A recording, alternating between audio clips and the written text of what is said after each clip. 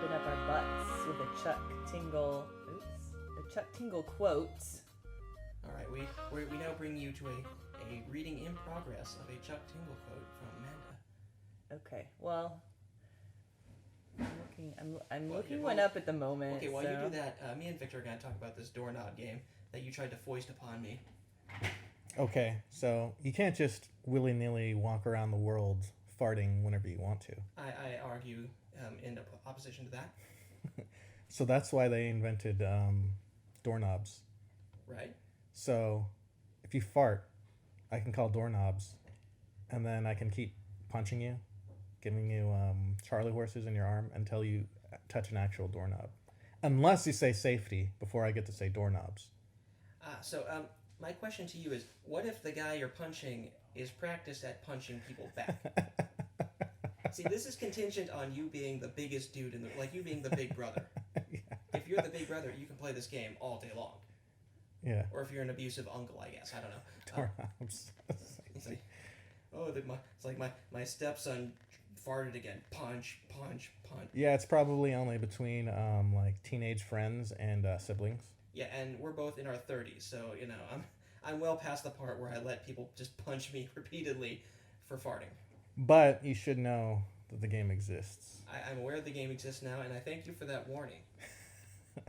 So I hope someone says doorknobs, and then I see them like reeling. You might see someone just say safety every once in a while because it's so ingrained in them. Oh yeah. From like childhood, well, yeah, they'll just say safety. It's like if a soldier hears like a loud bang, they might like drop to their knees and bring up like a phantom rifle. It's like it's PTSD from your childhood when you were beaten by your brother. So you fart and you're all safety. It's like if you fart in your sleep, you just wait, safety. Oh god. My brother's not here. My brother's in prison for selling meth. Okay. Yeah. Go back. So that's what you think people to play the safety game, huh? Yes. And growing up, you go to they, prison for meth. Yeah, that's what I think of people who play safety. Okay, Amanda. So you know what that is now? Did you hear us? No. Okay, so basically, if you fart. Yeah. And you have to say safety or you get punched a bunch of times. Yes, because if I fart, like I just did walking up here. Mm-hmm. I have to call, if I call doorknobs, mm-hmm. I can keep punching him until he reaches a doorknob. Okay. But unless he says safety first. Yeah. Right. Then you can't. And I always give someone a chance. That's the rules. I always give someone a chance to say safety. Mm-hmm. Okay, so it's very magnanimous of you. What if it's not like a fart and you just like keep punching them and he pulls out his chair. Like he pulls his chair out. And it's like doorknob punch. It's like the police officer shows up later. It's like, so wait, let me hear this one more time. It's like, well, he farted and he didn't call safety. He didn't call safety. And the guy, like, and the police officer's like, oh, you have to say safety. He's like, I didn't fart. It was the chair. He's in a gurney. They're picking him up and loading him into the ambulance. It wasn't a fart. It was like, I always wonder if like you're in the middle of the desert. Yeah. And there's no doorknobs anywhere. Oh, you're fucked. Hopefully you're carrying a doorknob with you. I mean, what counts? What if you draw a picture of a doorknob? Oh, so in the sand. I mean, I don't know. know. The rules change on road trips I've read on Urban Dictionary. Oh, yeah? Yeah. Door handles can count. Okay. Okay, so here, Amanda, I think you found your Okay. Now give us a nice sensual read. Okay. The size of this beast, however, is more than anything I've ever known possible. Based on the huge brown eye that hovers just above the waterline, reflecting back the light of the fire towards us, I would guess that his beast is at least 12 meters long, cheek to cheek. And that, of course, is by Chuck Tingle from Budageddon, The Final Days of Pounding Ass. I don't know what I just heard.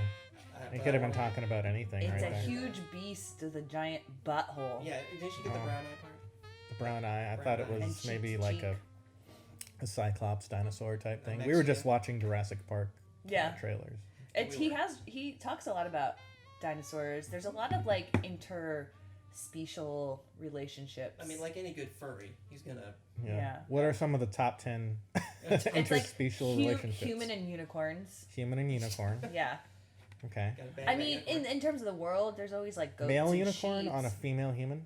Oh God, no. I think it's male and male. I mean, that's just. Oh, is it all male and male on this? I think so. That's what it seems like it is. It really does. Your face, you're like, oh. It's like, you're hoping preference for something a little more A anime-y. female, you want that female unicorn. Well, I'm not sure I want to bring this up on the podcast. Then let's not bring it up. I was going to talk about Guys, look up Laura Croft. And yeah, just look up Laura Croft. Tomb See where Raider? it comes. See where it takes you. Okay. Laura Croft Rule 34 probably would be Yeah, best. yeah. Rule 34. Okay, well, going back to things that only adolescent boys do, your girlfriend was making fun of me for having a well-defined shotgun system for who sits in front. Mm-hmm. And I asked some other friends of mine, and it seems like anyone with brothers, they have like rules set up and a whole framework for how to get your sitting up front. Yeah. She Anyone was with more commenting on that is a game, not like a structure system. It is not a game at all. Just because somebody benefits from something doesn't mean it's a game. Like a line then is a game. Whoever gets to the line first wins the game of getting served first at McDonald's. Is shotgun a game? Like if you go out there and you go, shotgun, that's like a game, right? Yeah, I'd It's like say the so. safety. I disagree like feverishly against that. So what would you call it? I'd call it an organizational system in order to keep brothers from beating the shit out of each other. But then it means like someone's in charge of it, right? Well, no, there are rules. The rules are in charge. So just whoever says it first. Whoever says it first, that way you can't have something like, I'm the oldest, well, I have the biggest dick. Well, But I that's can an beat you up. organizational system too. I'm the oldest. Exactly, but it's less fair because you can't, like, no one can be older suddenly than their older brother. Well, until they turn 18 and then they have to leave. They go to college. But then if they're ever back at home, the older brother. I'm who's assuming they're driving by that point. Well, not everyone can get cars. There's this thing called poverty. It's I'm just true. saying. You see, that's what shotgun helps. It's the great equalizer among brothers. I don't know. I do. It's, to me, when I did it growing up, it was like a game. Like, I'm gonna say it. He doesn't know I'm gonna say it. Shotgun! Wait, we always knew we were going to say it because we know we all want to sit up front. No, because people forget. People forget, Some like, people oh, do. we're walking out to the car or whatever. Or maybe, like, we haven't left yet. Someone yells it, and it's like, dude, it's too early. No, I said it. Now, see, that's where the rules come in. You don't just say shotgun like the night before. Like most people have the rules where either you have to see the car or you have to be walking to the car to start your trip. Then you can say shotgun. But if you can't be like, okay, so we're going. Rules. That sounds like a game. Well, there's also like rules like you can't murder people. That doesn't make it like life a game. That means you just can't murder people. I don't know. I'd say it's a game. I'd say you're a bad person for contradicting me. Is what I mean, would say. well, systems like making reservations at restaurants and stuff, and laws like killing people, like that's like to make society function, right? Exactly. But shotgun, because they're necessary. But shotgun is not necessary because you can just, as adults, you can be like, hey, do you want to sit in the front? We're not talking always about adults. Right. Well, it's a system to control. You think it's a system to control children and their behavior? And immature adults. To control immature adults and children. And children, yes. Okay. Because that way you don't have like two boys beating the crap out of each other. You know they would. Yeah. You should teach your brothers safety. No, they're already both adults. Okay. It's too late. One works at a bank, the other works as a Go secret to his technician. go to his bank Go to his and bank. fart in there. Go up to his No, wait. window. Better yet, wait for him to fart when he's not like paying attention, and then be like, doorknobs. Punch him. And he's like, "What's happening?" just beating the shit out of him. Like, get up, wipe your. You didn't call safety. Just walk away. I only stopped because my fists got tired. Throw a doorknob at him. Should do it. I hear people fart a lot in yoga classes. Oh yeah, You should call doorknob. Yeah, you should. That's something. Yeah, that's a time like when you have to bend over. It's like squeezing a tube of toothpaste. There's no way you can't fart. You know what the number one Johnny Knoxville jackass routine I remember? What? He ate like 2 or 3. I'm maybe conflating this in my head. Bean and cheese burritos.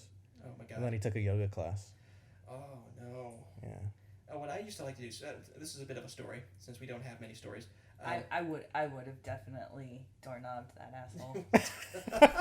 So if someone like kept farting and it was like smelly, I was like, motherfucker. And intentionally? That's it. Doorknob.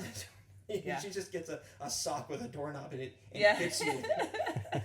So no, what I found as a lad is if I ate a lot of high protein diet, I could fart for like hours.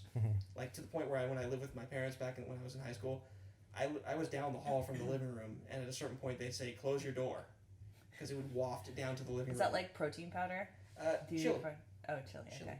But when I moved to Minnesota for a while to be with my family there, what I would do is when I was driving my brothers around, because I was the oldest and I had to help them with their chores and errands, I would fart silent.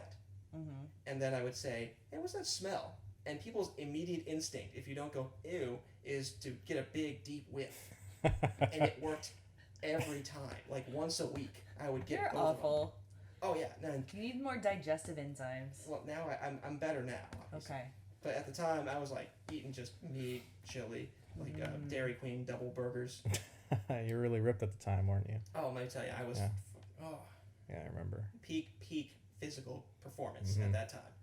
But that's how I tortured my brothers, is with flatulence. My brother did that to me and my sister. Oh, that sounds like a brother. But what he would do is he would roll up all the windows and lock them. Yep. Because he was the oldest and he got to sit in the front. Yep. And he would roll up the windows and hit lock. And you just knew it, and there was nothing you could do. He was gonna fart. No, what's better? What's even better is when you live in Minnesota and it's winter and it's -20 out. Yeah. So opening the windows is not going to happen. You could die. Yeah, you can literally just die. So it's like this or death. It's like the day after tomorrow in your car, basically. That end scene where they're running away from cold, It's like that. What's that movie where they're on that train? You seen that? Oh, Snowpiercer. Oh, yeah. Snowpiercer. And then they stick the guy's arm out the window. Yep. And that's his punishment, and then it freezes off. Yep. And they eat the ground up, like, Bugs. cockroaches and Yeah. bugs. Yeah. Oh, that movie was messed up and weird and kind of fun. Yeah, that was a good. I heard them turning that into a show. Like a TV show, like Train the TV show. It's like Thomas the Tank Engine for adults. Thomas the fucked up train engine If that you like never stops. social commentary in the form of like a really meta, like, Locomotion. analogy, yeah. Locomotive-based social commentary is my favorite kind of social commentary. Yeah. Oh, that's the episode title. Boom. Got it. Nailed it. Nailed it. Pounded in the ass. Okay. What's the number one? Maybe this might lead into our next thing. Is there social commentary in Super Awesome Showdown? What's the number one social commentary that we've done that you've noticed or bad picked guys up are on? bad. We've done a lot of rich versus poor stuff.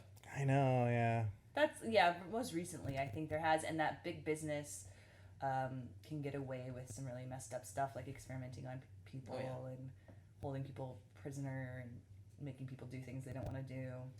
Oh yeah, it's basically the Umbrella Corporation, but slightly less gruesomely evil. Mm-hmm. So that's nice. Because we don't have like really politics. Yeah, we try to avoid there's that. no like intergalactic space commission. There was a commission for the time cops, but they were corrupt.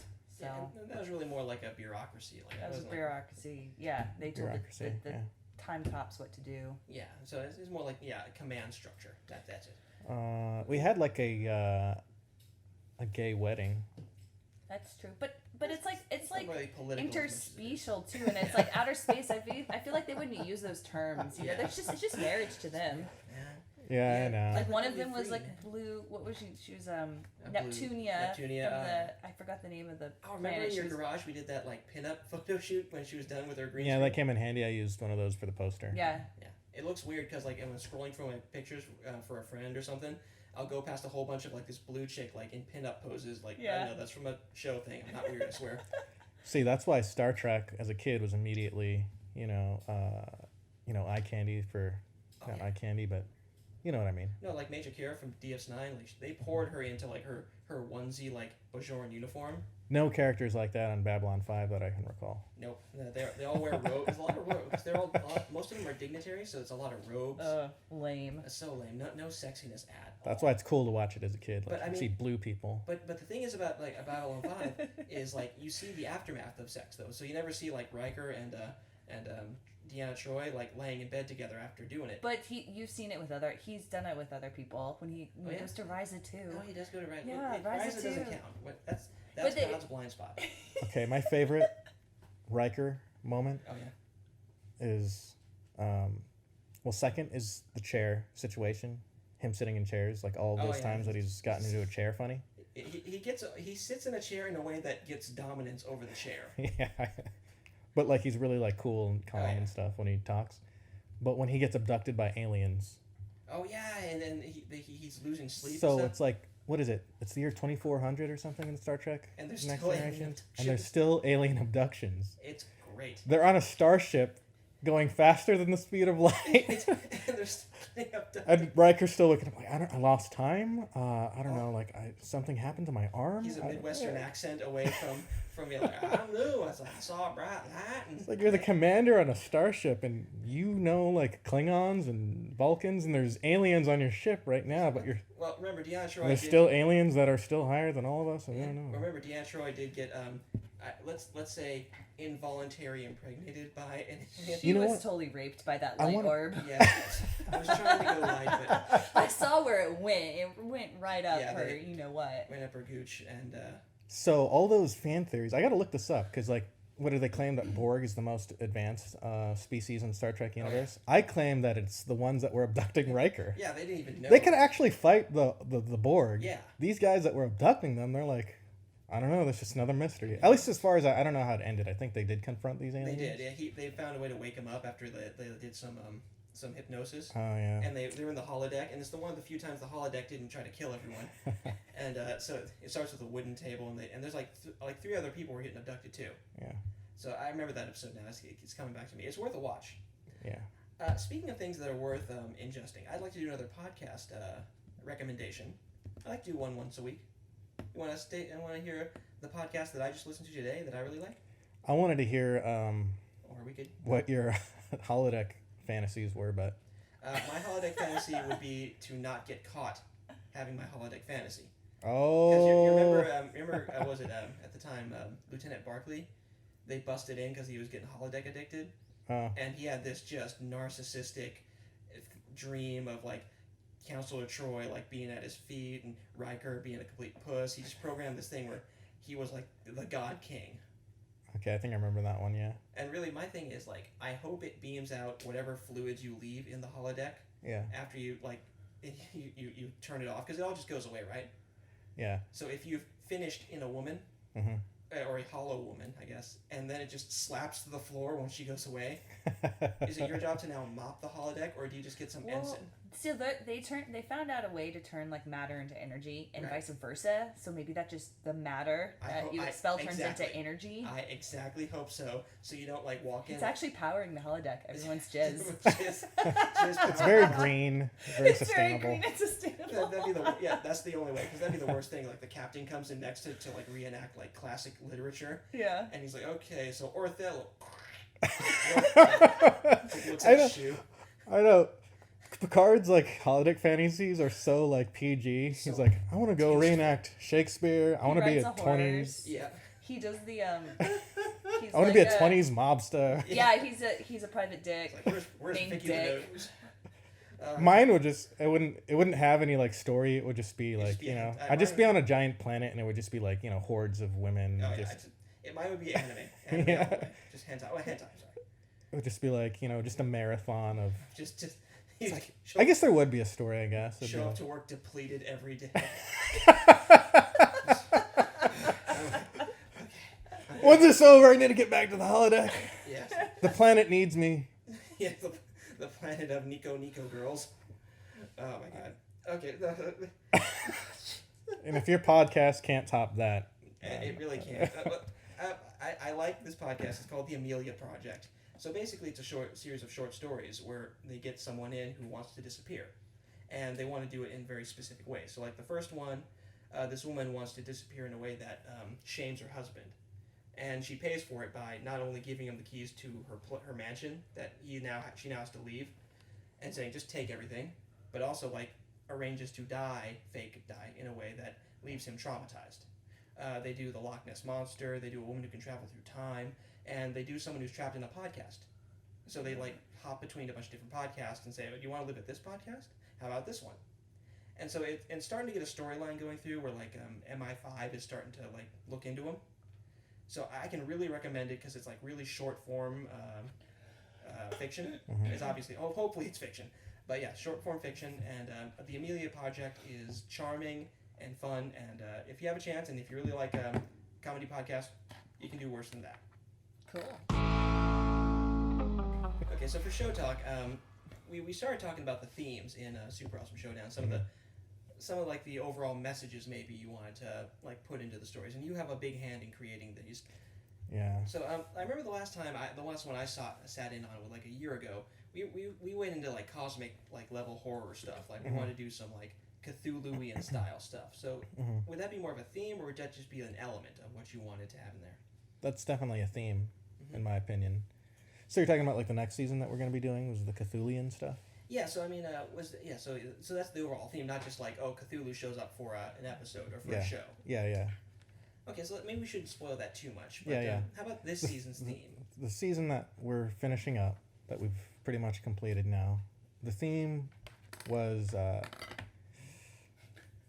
was more like the many. Like the hero is like the hero. A hero is like the hero of the many, whereas like a villain is like the like a hero will sacrifice themselves for the many, Right. but like the villain will sacrifice the many for themselves, right? Yeah, that's one way. That's one very classic kind of villain. Yes. Yeah, where like they want them and their own like small group to succeed at like the the risk of killing thousands of people, or not like necessarily killing, but like creating like a worse life for them and not really caring and stuff. I think that's a very successful kind of like story villain. Yeah. A lot of times, because like villains like in real life, it's just like a corrupt like or a dictatorial power or someone who is saying they may be benefiting a lot of people, but it'll be at the expense of a lot of other people. Yeah. So like, but for story wise, it's really good because it's easy to like not root for that guy. Yeah. Because if you get more complex, then you start having people saying, "Well, I see where he's coming from." And those are good stories. But if you want a very basic good versus evil story, you need something like Star Wars. Yeah, because you can't just have someone going around, like in your daily life. Like if someone gets like all the donuts. Yeah. One guy gets 19 of the 20 donuts, and he leaves the one donut for you and your like 5 friends to share. Like it's kind of the hero in that situation messed up. Doesn't eat a donut. But this is not something personally that like. I mean, it's a personal story, but I feel like it's a personal thing for me to like get out there, and talk about. But I feel like shows and fiction should have themes. Yeah. And it's not like this is like the strongest theme that I believe in or anything like that, but I think it gives more depth to something. If you have a theme behind something, there's more depth and there's more like rewatch value. You can go back and be like, oh, this is what they were saying with that. Well, I guess that's why And it makes things like, instead of like something weekly, you have to pump something weekly out, which is kind of like, we do like monthly stuff, but like we all have jobs and everything, so it's more or less like a weekly thing, right? Yeah. So, but like we do this and like it's like, where was I going with this? Yeah, I don't want it to feel like we have to do this show like to put a show out, right? Right. I want it to feel like this is actual like a long-lasting like kind of fiction that you can enjoy, like literary kind of feel to it. Well, that's what some of the stuff. Yeah, like you're right about like if there's a theme, you'll probably enjoy it a lot more. Like the reason I liked say Babylon 5 a lot is because it has a theme of like government overreach, and like the Earth government is basically turning like fascist. And these other groups have to like the League of Non-Aligned Worlds, they're much smaller powers, and they have to band together and be selfless in order to achieve a goal of defeating the Shadows, which are like super powerful ancient aliens. Yeah. What was it like? Deep Space Nine. That too was like about the darker side of these big organizations. People had to lie, cheat, and steal. So that's why it's more rewatchable than like Next Generation, which they're usually very like moral. There's a lot of morality. So really with Next Generation, I can watch episodes. With Deep Space Nine, I can watch pretty much the whole series. And so because there are better themes.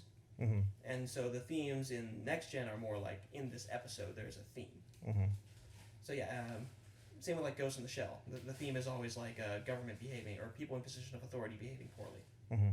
So Yeah, like the theme of the season in Super Awesome Showdown before this one was more like a corporation just having the ability to do whatever they want and like change the world, and how much power does a corporation have, like over, animals and people and stuff like that, and people who can't like speak for themselves, like a manta ray fish type thing. Yeah.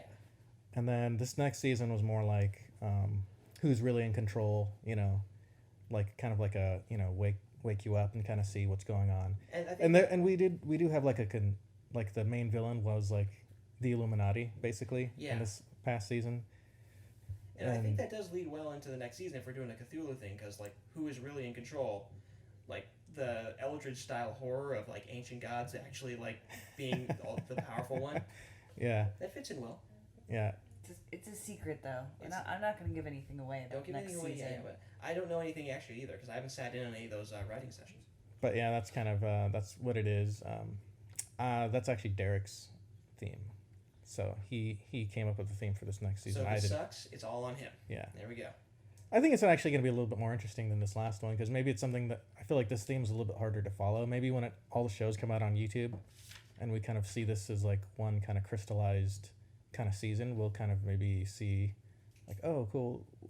Did we follow everything that we wanted to do? Did like all of the things that we were thinking about like come out? Could someone, can a scholar watch our show and be like, okay, I got something out of it rather than just, kind of like a soap opera kind of feel. No, I get you. And and I think that when you really think about it, and if you like watch it all, you kind of pick up on that. Mm-hmm. All right, so I think that's a good amount of show talk. So how about we do just a little bit of news, and then we'll call it a day. So what's this deal about this stewardess? Okay, let's see. A flight attendant says that you shouldn't drink coffee on planes. And why is that? She says because the pipes are rarely cleaned.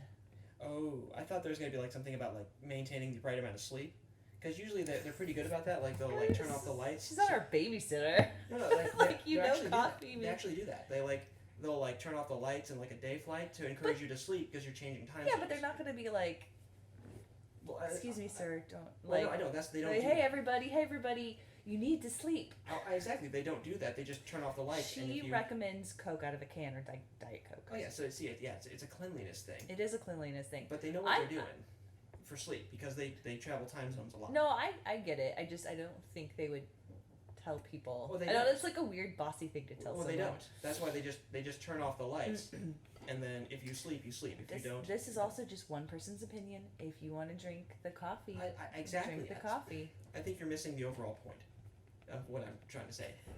I know they don't tell you not to sleep. They don't not serve you coffee, but they do put you in a position where you can sleep when you should sleep, so that you do sleep and then you don't have jet lag. She also says that you shouldn't ask a flight attendant to help you store your luggage. I don't know if I believe this. This woman sounds like she's full of shit. Yeah. She says we do not get paid until the boarding door is closed, and I don't believe that Not for a second. because you're doing work. Yeah, exactly. You're doing work. You're on the clock. Yeah, when you have to go through security as part of your job, you should be getting paid for that. And You're sitting there like saying hi to people. You're yeah, not doing that. oh yeah, that's part of your job. I'm not allowed to interface with customers at my job if I'm not on the clock. She says if we get hurt while putting the bag in the overhead bin, we do not get to write it off as an on-job injury. Okay, I bet a lawyer would have a great day with that one. You'd see like dollar signs in his eyes. Like, wait, what? You hurt your back putting luggage for your job as a flight attendant? Yeah. No. You are getting paid, man. We are getting paid, man. She says that the table tray is covered, but I bet they clean everything. She says they're covered in germs, but I bet they clean everything. Well, That's clean like there's a everything, crew that comes in and Yeah, cleans. I mean everything's covered in germs. Like Exactly. It just depends to what degree. Mm-hmm. She says she recommends that you bring a moistened towelette to wipe them down. Okay, is she like? Does she have like a kit, like one of those like Q-tips and the petri dish to see like how much germs there are, or is she just like pulling this out of her ass? I think she's pulling a lot of this out of her ass. I don't know. I already distrust this woman. It's funny because the airline actually made a statement to Inside Edition based on what she said. It's really long. I'm not gonna read it. Okay, don't worry about that. Yeah. I'm sure. I'm betting like the truth is more on this in this case on the airline side because it sounds like something that you would get sued over immediately if they said, "Oh hey, you have to do work, but we're gonna need you to not get paid for that work." Same with a pilot. If you're not in the air, you're not getting paid. So taxiing, doing pre-flight checks, all that stuff, you're not getting paid for. So I don't think so. So you get paid per flight? Is that what you're saying? No, I'm just saying like that they wouldn't do that with a pilot or anyone else. Like they wouldn't say like, oh, you Well, I'm wondering if she means like they don't get paid because they get paid per flight. maybe. But that's still part of your duty. Yeah, then I feel like greeting guests and helping with luggage and stuff. That'd and be part of the flight. That's part of, like, that's Yeah. part of everything that goes into Yeah, that if you're wearing flight. a uniform, that's part of the job. Yeah, if you show up and you're in your workplace and you're greeting customers, you're working. you're working. Yeah. So someone's full of shit. It's either the airline, but it feels like more or less. The like airline they were- didn't even address that issue. Actually, I'm looking at it. They just talked about the clean water and they're like the relationship with the EPA. That sounds like something. Yeah, that sounds like something they're not even going to address because that sounds so silly. They'd be like, no, we have a clock in system. Like they have to clock in. Yeah. All right. That's actually. I think that's actually an okay bit of news. Thank you, Amanda, for looking that up. Yeah, it's Google News. It's just on All my right. phone. Google suggested that as an article I might want to read. And you know what? They were right to do so because it was great for the Now podcast. we all know about it. So I'm going to thank all you listeners out there, all 5 of you, for tuning into the Transmit podcast. Super Awesome Showdown offshoot. I'm Spike, I'm Victor. I'm Amanda. and we'll see you next time. Bye bye.